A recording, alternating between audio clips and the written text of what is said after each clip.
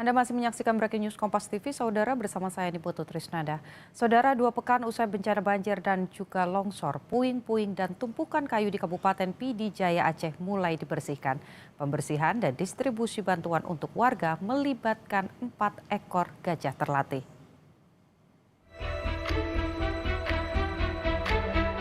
Empat gajah Sumatera dari Pusat Pelatihan Sari dilibatkan dalam penanganan pasca bencana di Desa Menasahbi, Kabupaten Pidijaya, Aceh.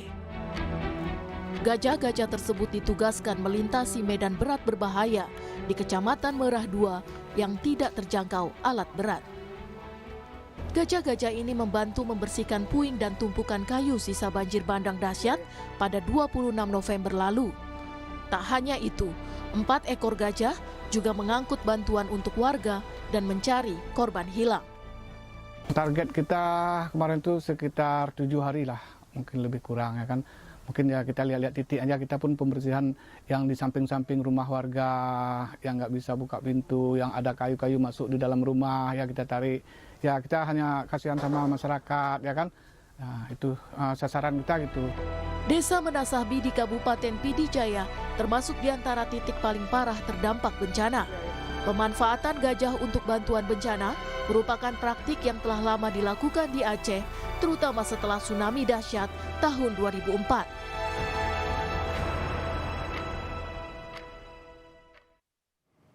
Pengerahan 4 ekor gajah untuk membersihkan sisa kayu akibat banjir bandang di Pidijaya Aceh memicu perdebatan antara solusi darurat serta kekhawatiran akan keselamatan gajah. Kita akan membahasnya lebih dalam, Saudara, bersama Muhammad Ali Imron, Direktur Forest and Wildlife WWF Indonesia. Selamat sore, Pak Imron. Bagaimana pandangan dari WWF mengenai penggunaan gajah untuk mengangkut gelondongan kayu dalam operasi pembersihan pasca bencana? Selamat sore, Mbak Putri. Kalau kami dari WWF ini melihat, pertama kami apresiasi ya bahwa ini perhatian ini baik kepada upaya penyelamatan manusia maupun perhatian terhadap kesejahteraan satwa ini muncul bersamaan. Dan ini saya kira event yang bagus sekali untuk mengangkat sebagai awareness kita bersama. Yang kedua, kita perlu melihat ini dalam konteks kedaruratan.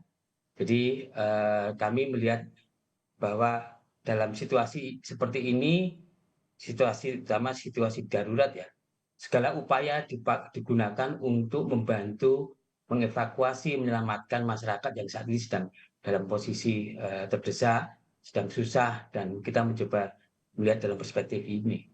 Nah, penggunaan gajah dalam catatan ini, gajah latih ya, ini adalah gajah-gajah yang memang sudah terbiasa berinteraksi dengan manusia, berinteraksi bekerja bersama manusia, bahkan memiliki kedekatan dengan mahluk ya. Ini saya kira dalam situasi ini masih bisa ditolerir. Sepanjang menurut catatan kami yang paling penting adalah jangan sampai kejadian serupa seperti K9 Reno ini terjadi lagi, di mana satwa terjadi kelelahan, capean karena kurang perhatian terhadap pengamatan terhadap kondisinya. Nah, saya kira catatan pentingnya yang perlu kita dorong adalah bagaimana kita memastikan gajah ini tetap bisa membantu, tapi dengan kesejahteraan yang tetap terjaga, terutama terkait dengan kesehatannya, baik fisik maupun mental ya. Saya kira ini juga mahot ataupun nanti kalau ada dukungan dari tim medis untuk kesehatan hewan, itu akan sangat bagus sekali untuk memperhatikan individu by individu. Jadi tidak bisa dipukul rata bahwa kesehatannya akan baik semua, harus dilihat per individu dan harus dilihat kondisi tiap hari, bahkan mungkin tiap beberapa jam perlu dipantau untuk memastikan bahwa mereka tetap sejahtera, tetap aman, dan tujuan utama untuk membantu itu tetap bisa tercapai. Oke, Mas, ini kan yang juga menjadi perdebatan di media sosial begitu ya. Salah satunya adalah ungkapan bahwa gajah kan nggak pakai sepatu, beda dengan kuda begitu ya. Dan kalau kita lihat medannya ini banyak gelondongan-gelondongan kayu, bahkan mungkin dari sisa puing-puing bangunan ini juga jatuhnya tajam begitu. Nah, kalau melihat praktiknya sendiri, ini sebetulnya seperti apa sih kesejahteraan satwa khususnya untuk gajah dalam proses penanganan bencana yang seharusnya? Ya, makasih Mbak. Saya kira ini sekali lagi saya tekankan ini dalam konteks kedaruratan ya. Memang upaya untuk memonitor kondisi gajah itu menjadi kritikal, apalagi tadi kalau kita lihat gajah memiliki karakter kaki yang unik ya, Hmm. yang dimana dia punya kandungan lemak yang cukup besar di bagian telapak kakinya itu. Nah ini juga saya kira kita juga perlu melihat gajah itu sebagai organisme yang adaptif ya, di mana gajah itu juga memiliki kemampuan untuk mensense apa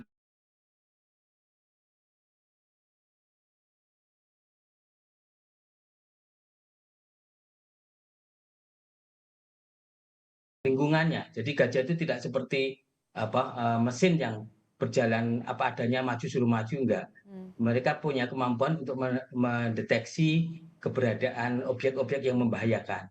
Nah Hmm. tapi ini harus dipastikan bahwa kesehatan mereka terutama terkait dengan tadi keberadaan objek-objek yang menyebabkan kakinya luka ini perlu menjadi perhatian khusus untuk selalu dicek oleh ya misalnya mautnya atau mungkin tenaga kesehatan hewannya. Mhm. Ada catatan khusus tidak, Mas? Ini kan dari 4 gajah yang diterjunkan sekarang di bencana di PD Jaya begitu ya. Salah satunya kan juga pernah bertugas begitu pada saat tsunami Aceh sebelumnya. Ada catatan dari WWF begitu terkait dengan menjaga bagaimana fisik dan psikologis gajah-gajah ini supaya ya membantu tapi juga tidak kemudian menimbulkan korban seperti Reno yang K9 kemarin. Saya kira di dunia konservasi relasi manusia dengan gajah ini bagian penting yang selama ini terus ada ya. Kita tidak melupakan bahwa dalam situasi misalnya konflik manusia dan gajah, kita seringkali menggunakan gajah-gajah latih ini untuk membantu kita untuk mengusir gajah-gajah liar. Jadi sebenarnya interaksi manusia dengan gajah ini bagian dari kehidupan di konservasi itu sendiri. Yang kedua, menurut saya catatan pentingnya adalah ini adalah temporary measure. Jangan dirancang ini sebagai long term measure ya. Pasti karena temporary measure ini harus dilihat dari kemampuan gajah itu sendiri untuk eh, situasi fisik maupun mentalnya. Sehingga saya tadi dengan catatan bahwa akan sangat bagus apabila ada tim medis hewan yang memantau kesehatannya, dan itu harus basisnya individu by individu, tidak bisa disamakan tadi. Bahwa misalnya ada satu individu yang sudah kelelahan harus dihentikan, dan itu kemudian nanti dilanjutkan lagi sesuai dengan kondisinya masing-masing. Oke, kalau bicara kita lebih detail begitu ya kepada praktik real di lapangan. Jadi batasan beban atau durasi kerja yang ideal bagi gajah-gajah ini untuk melakukan misi kemanusiaan di PD Jaya Aceh ini berapa banyak dan berapa lama, Mas? Nah, memang ini karena kasusnya darurat ini kan nggak bisa diukur ada kajian sebelumnya ya. Jadi pasti akan ada praktek-praktek yang sifatnya inovatif ataupun mencoba untuk menyelesaikan masalah dengan cara yang simpel ya. Jadi sampai saat ini kami belum ad- belum tahu terkait maksimum maksimum beban berapa durasi hari maupun lama kerjanya. Tapi secara umum bahwa tadi harus diperhatikan kondisi fisik maupun mentalnya. Misalnya suatu ketika gajah itu sudah menunjukkan perilaku yang sudah beda daripada kebiasaannya, ini harus dilihat. Mahout harus cukup, saya yakin juga Mahout punya kemampuan untuk melihat itu. Perbedaan perilaku itu menunjukkan bahwa dia mungkin mulai tidak nyaman, ada perilaku-perilaku yang dia tunjukkan itu menunjukkan ketidaknyamanan. Saya kira itu harus sensitif terhadap itu. Nah, itu fungsinya monitoring untuk melihat bagaimana kemampuan gajah per individu bisa diidentifikasi. Jadi kita juga nggak bisa mengatakan oke, harusnya 3 jam atau 4 jam, nggak bisa. Harus dilihat per individu karakternya seperti apa. Mhm. Oke, Mas, ini pertanyaan terakhir dari saya begitu ya, singkat saja Mas. Jadi kita juga tidak ingin begitu ya, yang tadinya ini merupakan misi kemanusiaan, gajah membantu manusia begitu, akhirnya berujung pada tindakan menormalisasi eksploitasi satwa begitu. Catatan dari WWF, batasannya di mana yang kemudian harus dijaga Mas? Secara umum kami sepakat, Mbak, bahwa ini bukan dalam rangka untuk menormalisasi eksploitasi satwa ya, tapi dalam rangka kedaruratan. Sekali lagi ini kedaruratan dan temporary.